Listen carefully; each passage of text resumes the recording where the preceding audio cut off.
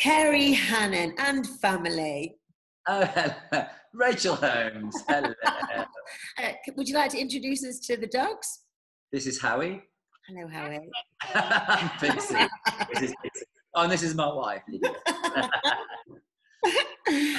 Yes, it's interesting times. What's happening in SA as we're recording this on the 6th of April 2020? What's going down? What's happening? Will life ever be the same? No, never, ever. If we'd have spoke at Christmas and said, you know what, kind of mid to late March, April, every health club in the world will be closed. Yeah. It's just mad. It's just absolutely madness. But I'm like you. I'm quite optimistic. Well, very optimistic.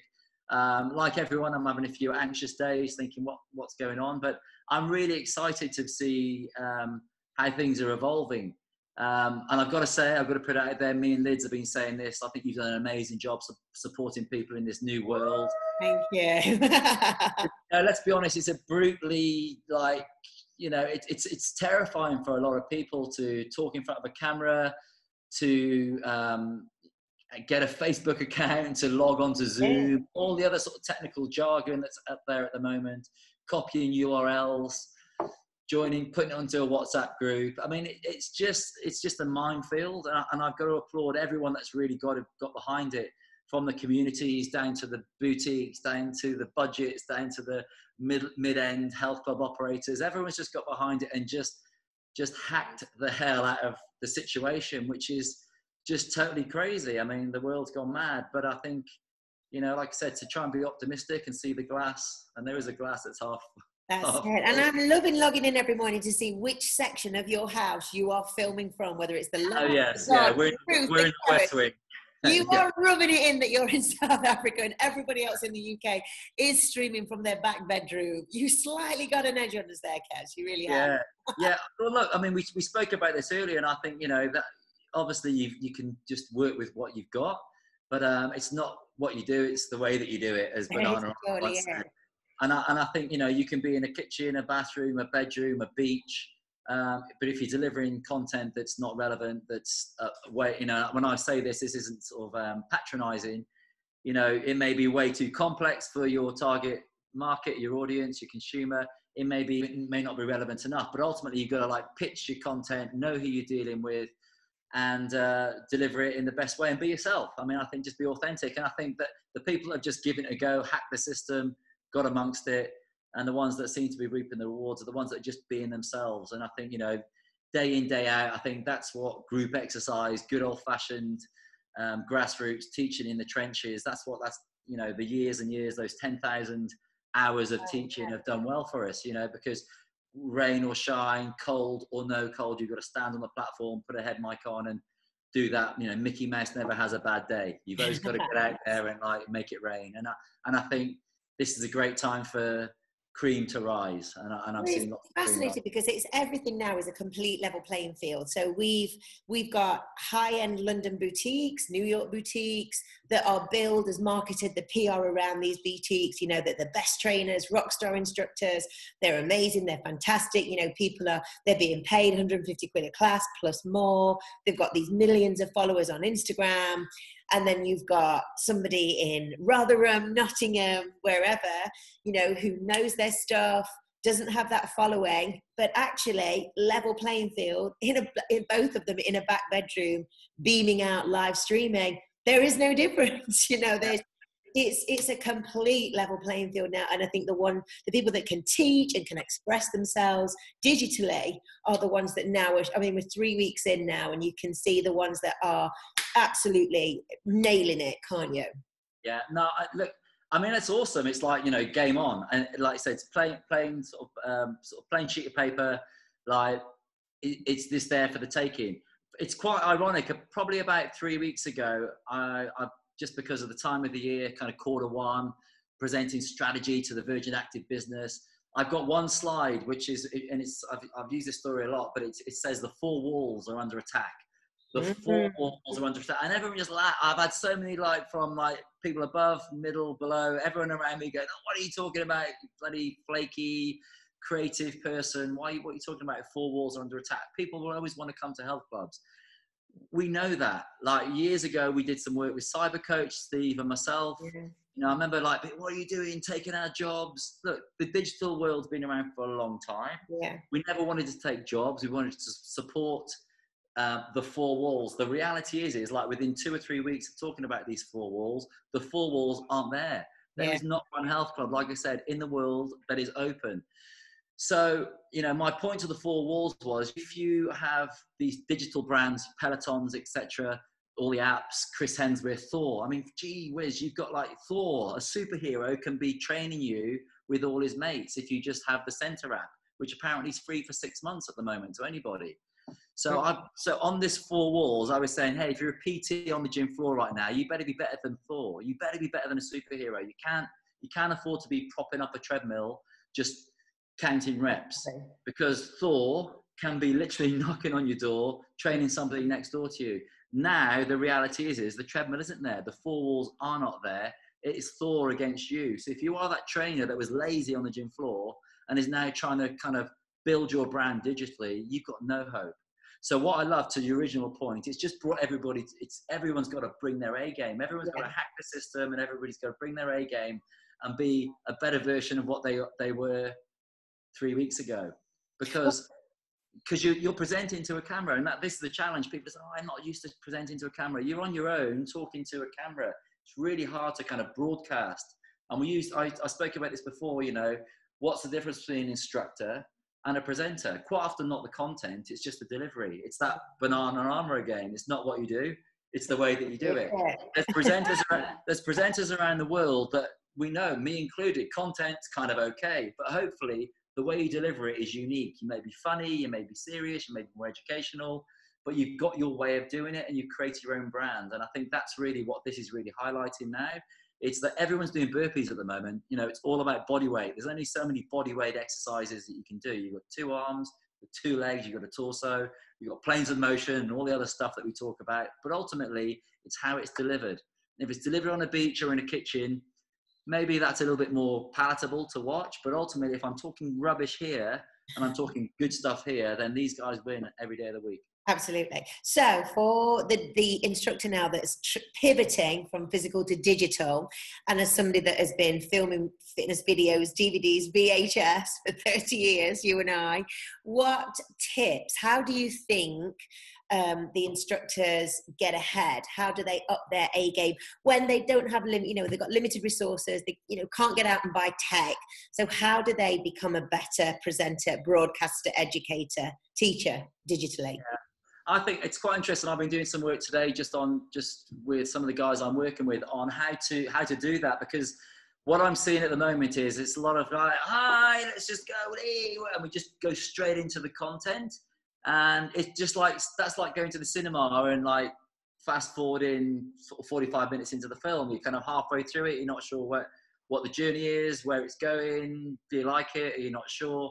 You've got to, it's that kind of, you've got 7 seconds to kind of get people's attention to kind of make that first impression. So I'm old school and I'm cheesy cliche kind of one-liners, as you know. But it's like, it's a standard who, what, why, it's like, who are you? Like, did you introduce yourself? Because you've opened yourself up to an audience, to people that potentially don't know you. So you used to have 30 people in your class, but then there may be 300 people listening to you. So like, who are you? What are you going to deliver? What are the aims and the outcomes of that? So yes, you're doing burpees, but why are you doing those burpees? So I think there's got to be a real structure to it. So, once you kind of bite the bullet and go record, like you need a bit of a plan. And again, it's cheesy, but how many times have you actually prepared, and how many times have you done a sort of dress rehearsal? So the first time you go, hi, I'm Ceri. That's awful. Hi. No, and it's that kind of, you just got to do it until it feels, you just become you become comfortable being uncomfortable. Because in your kitchen, when you've got your dog locked in the broom cupboard because he's scratching at the door and you don't want a disruption, it's quite an uncomfortable situation. You're teaching totally outside of your comfort zone. But the more times you can do that, as you know, the better you become. The first time you stood on the stage, when we did our RSA, our ETM, back in the day, we were absolutely pooing our pants, and you're talking like this, and you can hear your voice and your lips are all dry. and you're just thinking about like what you're doing, never mind what you're doing in 5 minutes time. But the more you do it, the better you become. And then the next time you present at a convention, you stand on the stage, and that starts again, and that starts again, and everything starts again. But the more times you do it, again. So the same with the camera, I would say, get on your own, lock yourself in the bathroom, lock yourself in the bedroom and go, hi, my name's John. No, that's awful. Hey guys, I'm John. No, why do I say guys? They're not the girls. Find what works for you and find your own unique way of getting things across. But you've just got to, you know, and it's true, it's a true saying. Tim Keatley used to say, practice makes permanent.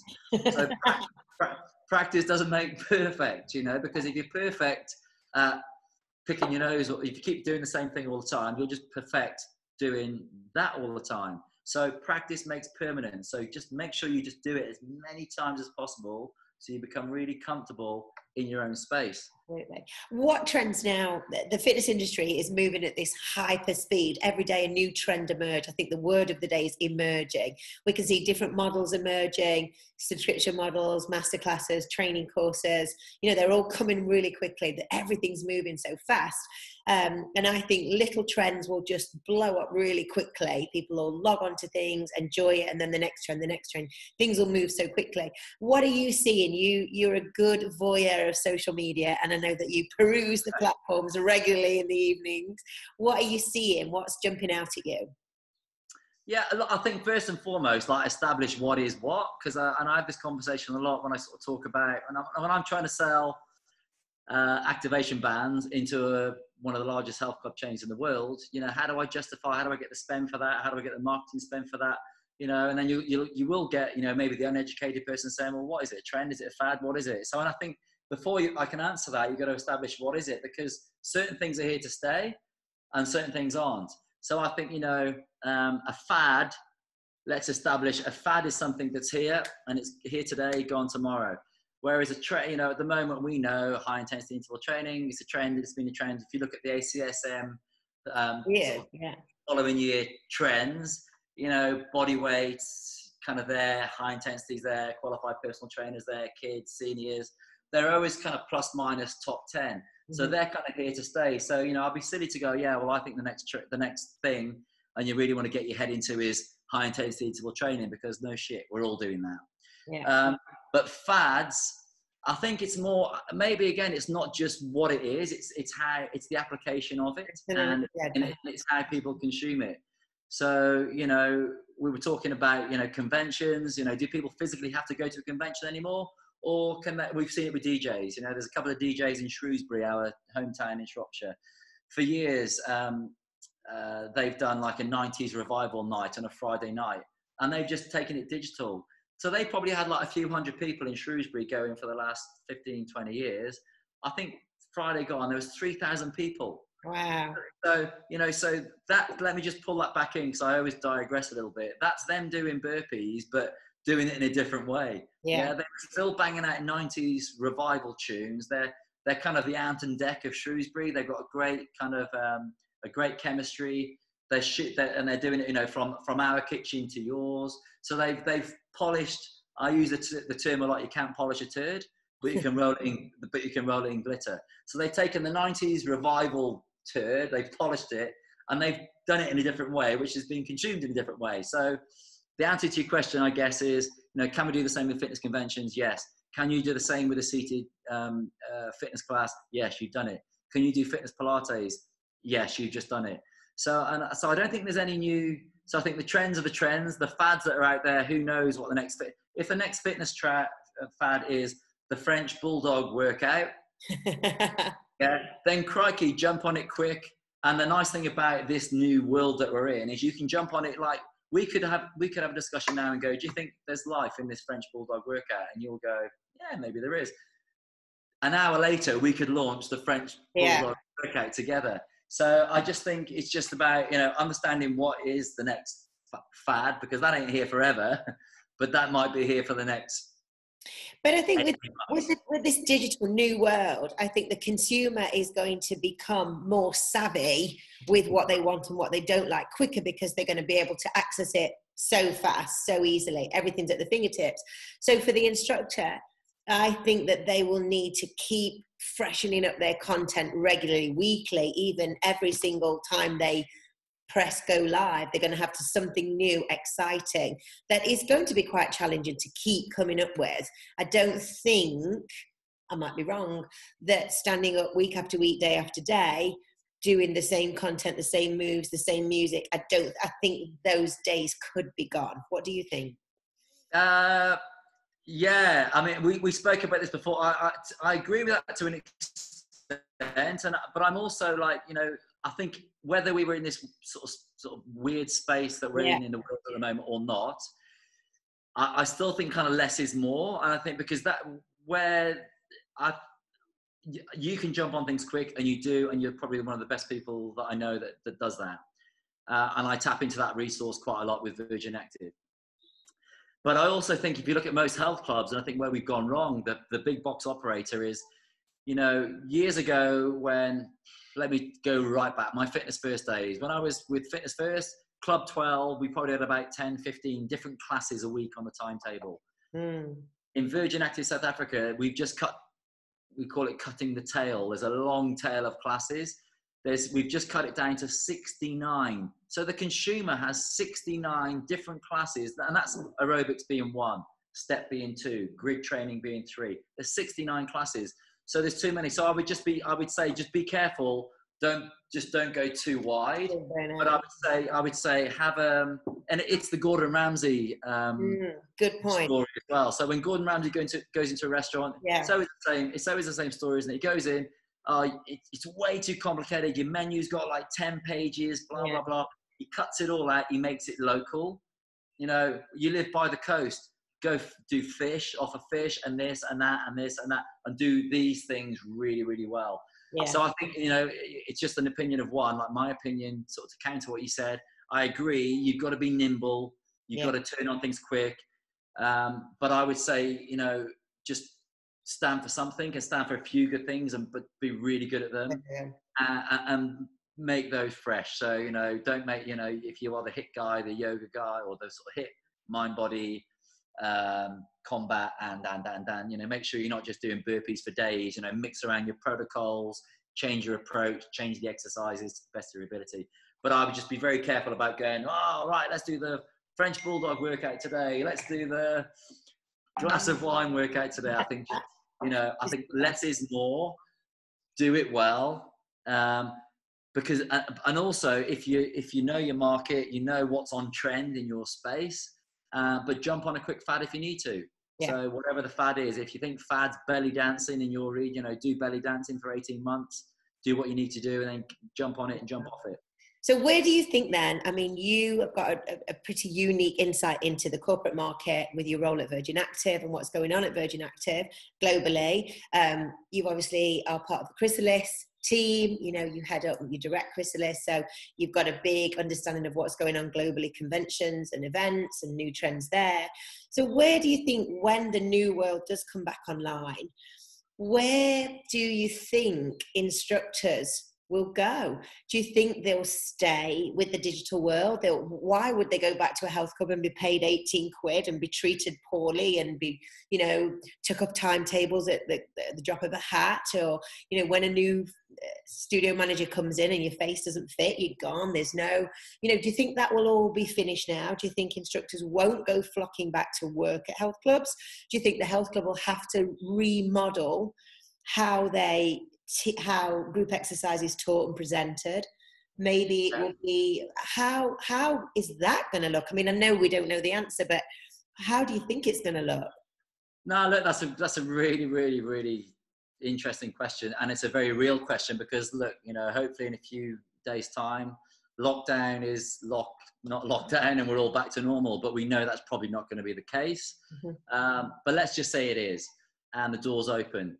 So I think certainly short term, where we were kind of a couple of weeks before lockdown, obviously classes, we were at 50, certainly in South Africa, we were at 50% occupancy. I know most health clubs went 50% occupancy. We were at 100. Now bear in mind, some of our clubs over a day get 4,000 people through in a day. We were at any one time, there was a sort of a cap, a ceiling of 100 people at any one time. So if you were the 101st person at the turnstile, you had to wait for that 100th person to come out. So, you know, I think we're not going to go back to normal at all from the amount of classes. So, but the health clubs will need, like they have to, and they are at the moment offering digital solutions. So I think it's a great opportunity, you know, and I'm hopefully, you know, the optimist, and I quite often sit on the outside. I'm a bit of a voyeur, and I see the big box operator getting a hard, you guys, you pay instructors badly, and, you know, but, you know, to flip that over, it's my job. And I think, you know, in my role, it's about adding value to the group exercise instructor. So I'll put my hands on and go, we probably don't pay the best as an operator. When I say us, I mean the big box operator, not just Virgin Active. So the big box operator don't always pay the best, but hey, do they fly people over? Do they fly people like Rachel Holmes, the other side of the world, to deliver training for free? For free. So there's a lot of added value they get to that. Now, I think what will happen now is, you know, out of these instructors that we've got that are amazing brand advocates in the four walls, being Monday or Sunday, why can't we put our arms around those guys and go, guys, we love you, and actually we really need you. And we've done that at the moment. So, you know, there's a handful of us at the moment delivering content for Virgin Active. Everyone's got a tripod and a microphone and a link to upload and how to put editor notes together. So we're doing that anyway. So, you know, from a revenue stream perspective, you kind of go, I know this is purely off the fly. But you go, well, you get paid this to teach live classes. You know, maybe you get paid that to teach digital classes, or maybe, you know, if it was Ceri Hannan Health Club, why wouldn't I employ that person? Why wouldn't I bring that person on board as a brand advocate? And you know, I've said this for years. I'd rather have a small team of absolute rock stars in the truest form, because in this day and age, everyone's a rock star trainer, right? Like everyone's a rock star trainer, but we know the reality is they're not. You know, so if I say to you, name a rock star, you'll go Freddie Mercury, Elton John. There's a handful. You know, we know not everyone's a rock star. But if you go right in Nottingham, Virgin Active, or in Fitness First, in Dubai, or in 24-hour fitness, you know, there will be a handful, a cluster of rock stars that keep that timetable alive. That's the lifeblood, this kind of the pulse of that health club. Why wouldn't I kind of hold on to those guys with the greatest respect? And there's no personalities in here at all. The instructors that are in it for a free ride around the outside, but let me just tell you, are normally the ones that moan about the money.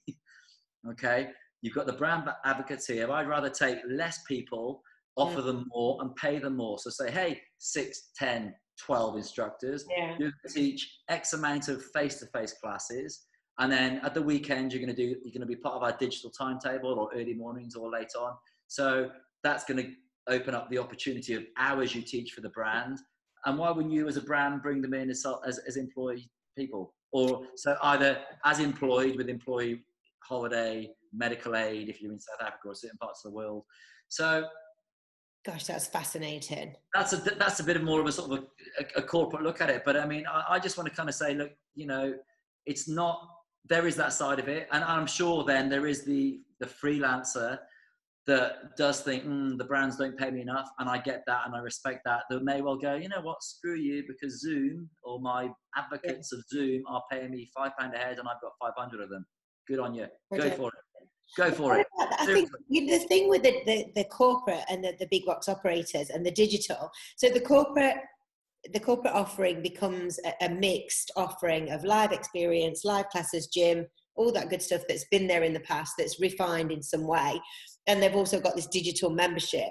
But the operators were already struggling to fill those big, huge spaces, and the overheads and the rates and the rent and these, I mean, and if they then take half of that model goes digitally, where does that leave this massive overhead? If people aren't, half the people aren't going to go into that operator, they surely can't keep going. It can't be a viable business anymore. So here's your answer. So you cut those massive studios in half. Yeah. You create clubs within a club. You create super cool boutique experiences within a box. So kind of what David Lloyd had done with Blaze. Yeah. You optimize the space better. So if you can get 50 people in a class, but you're only getting an occupancy of 25 or capacity of 25 anyway, cut it in half, create a bespoke space, a curated niche space. You've then got a studio space that fits 25 people. That then becomes 100% occupied quite often.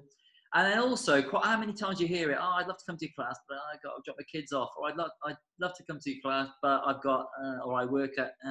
So quite often the reason why, I mean, I use like, you know, you either you can fill a class or not by these three things. You get the right instructor, you teach the right type of program, and you market it. I always say there's those three things: right program, right marketing, and the right instructor. And I've sort of said that for years, that if you get those three things right, it'll work. But ultimately, there is the convenience factor. So you may have Rachel Holmes teaching step at Virgin Active Nottingham on a whatever morning it is you teach there. But is it Wednesdays you teach? Tuesdays. So if I happen to work on a Tuesday, as much as she's the right instructor teaching the right type of program and I know about it, there's just not a cat and house chance I can make it because I work on a Tuesday. Yeah. But if I've got if Rachel teaches for me digitally on a Tuesday, on a Thursday for the Virgin Active brand in Nottingham, hey, I can do that. So suddenly your usage to access, your kind of penetration of members that go to group exercise goes up. You just happen to be doing it outside of the four walls. Or it becomes the Peloton. So the live studio becomes the filming studio as well. So people come to Peloton when it did work like this. There was people in the class doing the Peloton and you were being filmed at the same time. So your class becomes the live experience is also it doubles as the film studio. Surely maybe that is the way forward. God, that's fascinating. Can't wait to see what happens with that. And also what I love about that is straight away, because let's be honest, the environment, as beautiful as some of our health clubs are globally, like again, I'm speaking about the big box operator, the boutique and everyone else in between, as beautiful as our studios are, they're not always built the best for acoustics, for lighting, for. So when you look at a Peloton, you know, I'm sure the acoustics are amazing in there. I'm sure the lighting's beautiful and the instructor's lit and there's a camera that's lit from behind. So then that heightens the experience for everybody, whether you're in the class, whether you're in the four walls or outside of the four walls, which I love. I like that idea. Okay, so tell me, where do you think this now leaves the brands? So your Les Mills, your Zumba, you know, all the brands that have come. Where does this whole situation, do you think, leave them? How do you think they will move forward? Or where do you think the opportunities are for them and that their models? Look, I think, again, we spoke about this. I think it's amazing because, I mean, you're dealing a lot with Pure Energy at the moment and the music situation and the licensing, and that's a whole kind of sort of can. Well, it's actually not a can of worms, is it? It's pretty sort of straightforward. You either can't use music. But, you know, with Zumba, for example, obviously their own music and stuff like that. So I know they've got their own platforms, and over the Les Mills, they're kind of opening that up to the members. But again, I'm not so sure on the actual, how the instructor stands on that. So again, like we were saying, you know, Johnny in Barnsley, who's qualified in body pump, how does he then transfer that experience to his community? I'm not sure how that can happen. But I know as far as supporting the operators, you know, those guys are doing a great job. I know Les Mills are kind of opening up their Les Mills on demand to the members. So if you're a member that goes to, you know, a body pump on a Tuesday morning with Johnny at David Lloyd or whatever, then that member can get that. But they're now getting it with the rock star of Les Mills, which is great. But I'm not sure, again, how that kind of you know, if you peel back that kind of onion, I'm not sure how Johnny, the instructor in Barnsley, can then transfer that. I mean, I'm not. And I've not had any sort of experience. And ironically, I've not seen anybody doing that, and possibly they can't. But I wonder then if the big box operators will re-continue with those licenses. If their instructors have actually gone away and started teaching other things, maybe they did teach brands, but now they've not been able to do that on digital, so they have been coming up with their own content. Maybe the operators will start to think, well, actually, we don't need to buy in, and it's another cost that we don't need anymore. We can't afford it anyway. Why would we pay for a brand to come in now? This has opened it up again. Probably consumers that perhaps came into the fitness industry at a late date after us and only really were exposed to maybe Les Mills and Zumba, let's say. And there's a lot of people like that. They've not been able to perhaps partake in those classes digitally, but they've followed their instructor. That instructor now has started teaching HIIT and body conditioning and all kinds of stuff on Zoom. They like it. They realize there's more out there. So when the new world comes back online, do the operators then think, well, actually, we don't need those brands anymore? I think, look, it is, like I said in the beginning, it's like super exciting. Yeah. I literally, you know, also because I'm quite looking forward to going and having a beer and going to a local restaurant and walking my dogs on the beach and doing what we normally do. I'm looking forward to the sort of post-lockdown, but I'm like really like intrigued and again, like really excited to see how the hell does this all work again? Because it surely cannot go back to how it was. But it has to in a way as well, because I think let's kind of just take our digital hats off and go, you know, why did we get into this originally? You know, and actually, what are people craving at the moment? Like scroll through Facebook, groups, you know, and there's these beautiful curated kind of. I saw one a minute ago about, you know, people just like dying to shake someone's hand, dying to hug somebody, you know, and that's the, you know, we're human beings. That's what we do. And that will never go away. And so if sort of forget, you know, before Corona was a virus and it was just a drink, you know, we used to talk about the digital world, and I was doing it 3 weeks ago. I spoke about that slide with 4 walls. You know, I spoke about that because I was like, you know, we've got to be really careful because our business is all around the 4 walls, but there's this digital thing that's happening. And if we don't do that, then the 4 walls are under attack and we're in trouble. Now we're being forced into it. Yeah. But now I think I think it'll be really important and really exciting to see what happens. But I'm sure that the two just need to live in harmony together, because you still want to go and do Rachel's Tuesday morning class. You want that live experience, But also you want to go, but I'm on holiday next week. I'm going to Barbados, but they've got really good Wi-Fi, so I'm going to live stream Rachel's class on Tuesday morning. Shit, that is powerful. So the two have to really work in hand. You know, the days of just running 4 walls, like 4 walls and no digital and ignoring the fact that Peloton are there and stuff, they've gone. You know, we know the 4 walls are under attack. We know that. And this has been living proof that actually today there are no health clubs open.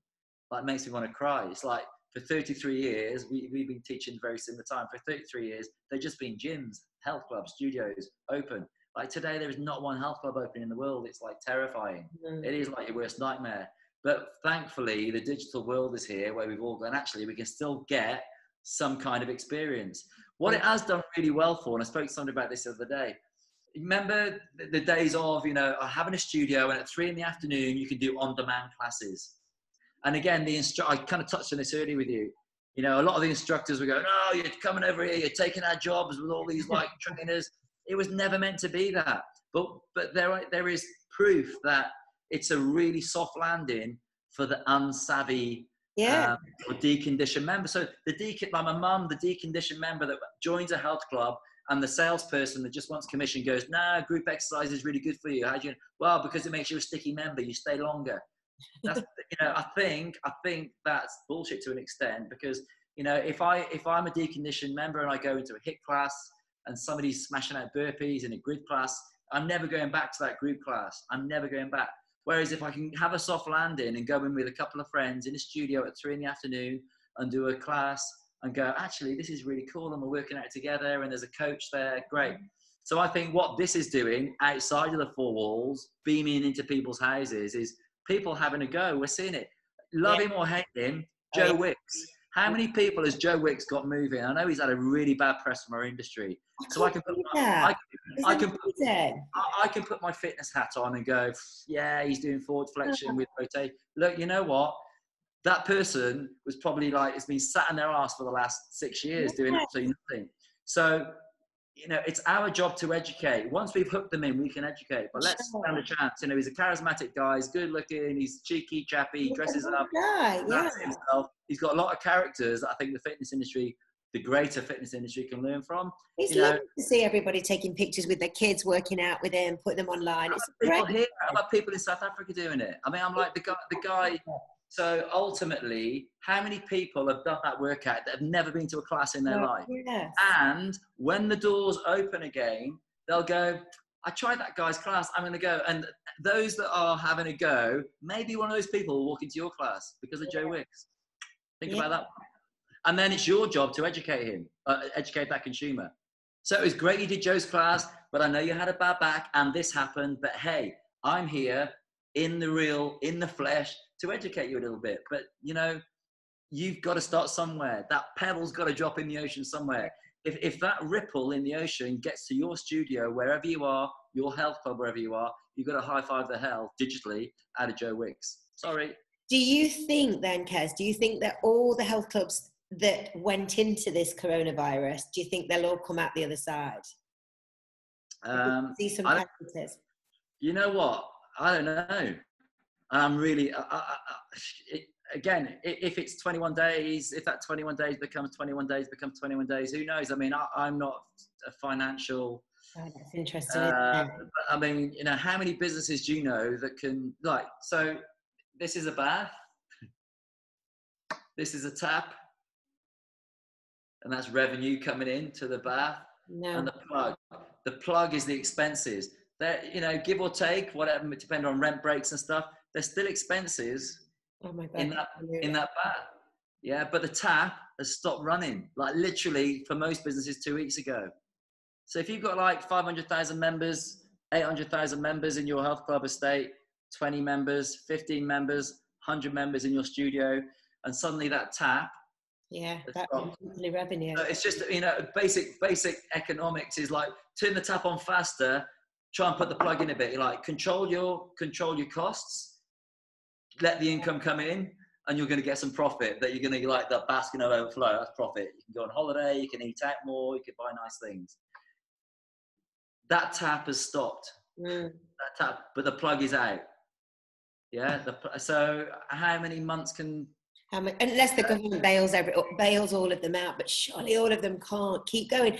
And even as we've said, you know, even if the doors do open, I mean, I've got a very uneducated guess, but minimum 90 days in the UK. So that brings us to mid to the end of June. That's a long time. And maybe who knows? It's not going to, you know, the doors aren't going to open. Everything's the same again. So the revenue is not going to come straight back unless there is government help. I just don't see how. But I think, and this is, sorry, so on the digital thing, I think this is a big opportunity for the brands then. Surely then is to go, actually, because let's be honest, when it all does go kind of back to normal, are you going to go, right, mortgage, no, I've got to keep maybe the 3 month mortgage holidays over. I can't get rid of my mortgage. Car, no, I need the car. Bills, no, I've got to pay the bills. School fees, no, I've got to do. Help. It's old school, you know, gym membership, that can go. Sky TV, oh, that can go. Netflix, that can go. So that's all stuff, that sort of ancillary spend that can disappear. But, you know, people also need to get back into it. You never know. But surely the gyms go, you know, lower the cost. Lower the cost, change the offering, right? Yeah. So, you know, it's not going to be the face-to-face experience, but it is going to be in your living room, either on demand or through Zoom or like through a digital app or whatever it's going to be. And therefore it'll be this. Or you pay a little bit more and you get access to a massive library of classes and the live experience. So I think what it's done, it's going to open up so many different kind of revenue streams and opportunities for the operator. Mm-hmm.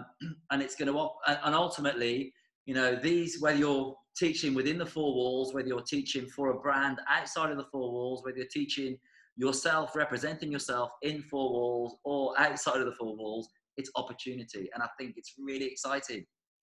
I agree. And I think as well, it completely smashes the stereotypes of the fitness industry because everyone's putting themselves out there, all ages, you know, all backgrounds, all educational backgrounds, everybody's out there. So there's that stereotype of instructor has now gone. Because as you said, you know, if you like to teach the French Bulldog workout, you'll find a group of people that want to teach the French Bulldog workout and people that want to follow it. If you like doing aerobics in green, you'll find a group of people who like to teach aerobics in green. You know, you'll be able to find your tribe, which is really exciting. I think what it's probably done, I've seen it, and I've seen it really kind of reinvigorate people that have been teaching for years, like me. Yeah, totally. So, you know, I've said it earlier, and I say it all the time. Mickey Mouse never has a bad day, you know. And I sort of say, you know, if I'm teaching like young teachers, you know, when you go and teach your class, and you go and teach this class, and you go and teach this class, you know, if you've had if your French Bulldog got knocked over, if you've got a cold, if you've got corona, we don't care. Jump on the platform and make it rain. Yeah. But we know the reality is you do have a cold, you do jump on the platform, you put your mic on, you kind of go through the motions. I can guarantee you, when you've like rigged up your mixer and you've got your laptop set up and you've got this, when you push record, you perform like fucking Freddie Mercury and Elton John on acid. That's so true. Yeah. So what it does, and I think it really heightens your performance elements and your delivery and your broadcasting.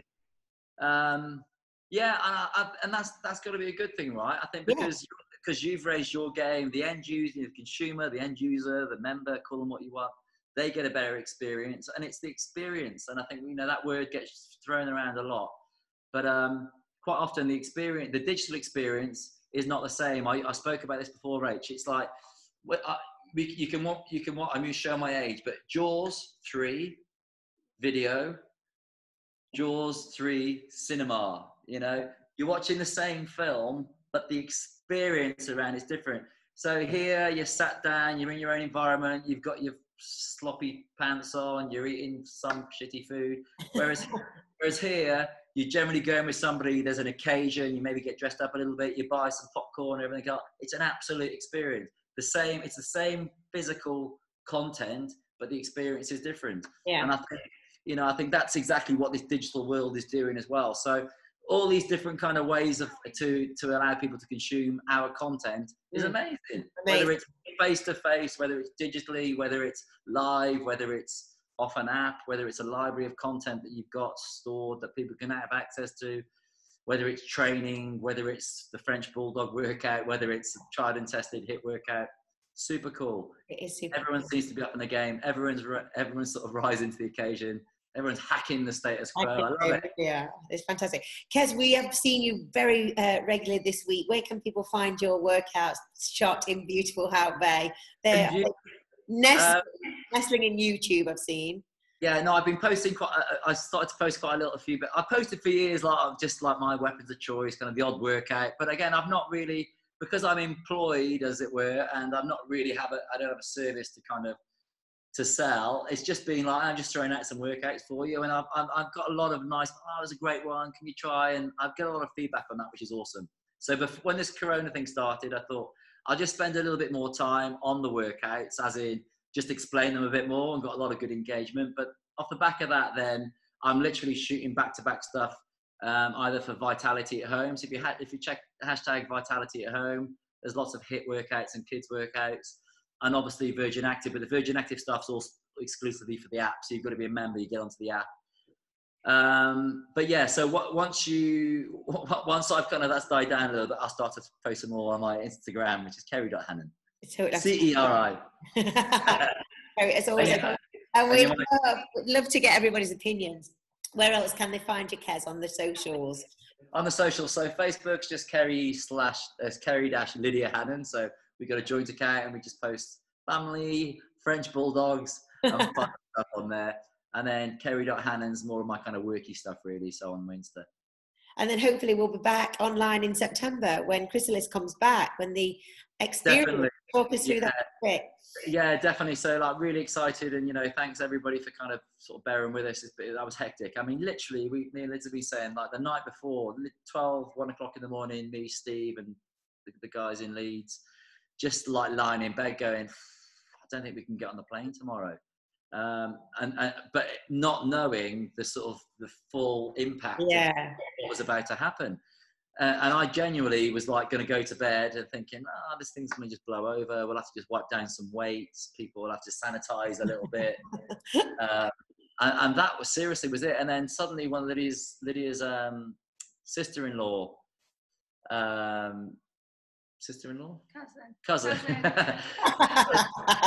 Made that up. Cousin. You know that glass that was half full? It's